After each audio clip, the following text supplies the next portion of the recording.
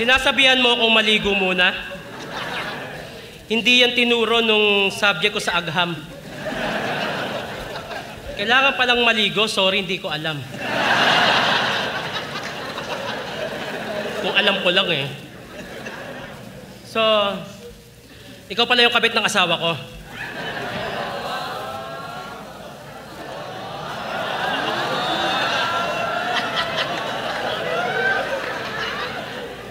Ang pangit mo.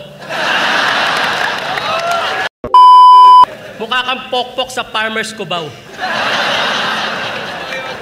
Yung nag-aabang ng laseng na bagong sahod. Ikaw yung babaeng nilalako ng babaeng bungal na mukhang parot. Anong akala mo, maganda ka? Puta na mo.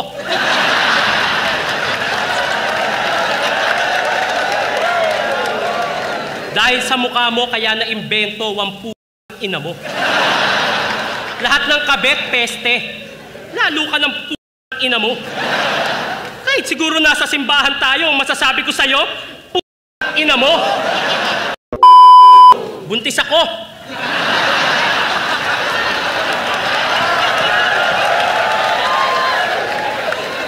Buntis ako. Masama sa akin ang ma-stress at makaramdam ng ganito. Pero mas masama kung hahayaan ko na lang kayo sa katarantaduhan nyo. Oo, may pagkukulang ako. Pero may pagkukulang din siya. Ang pinagkaiba namin yung pagkukulang na yun, hindi ko hinanap sa iba. May problema kami. At yung mister ko, naghanap ng pwedeng makausap at masandalan. Yung basura na meron kami, dinala niya.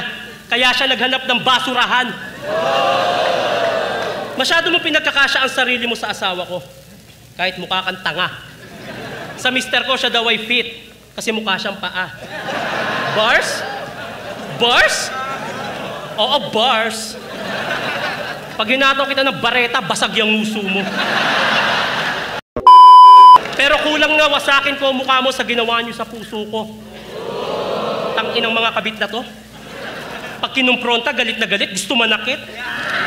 Kayo na nga itong nakasira ng relasyon, gusto nyo kayo pa mabait? Anong akala mo? Ha?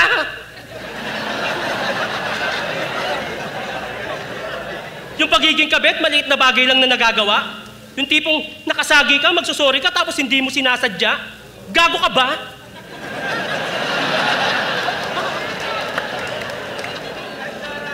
Huwag kang umastang inosente. Alam kong alam mo ginagawa nyo, baliw ka. May 10 beses kayo na...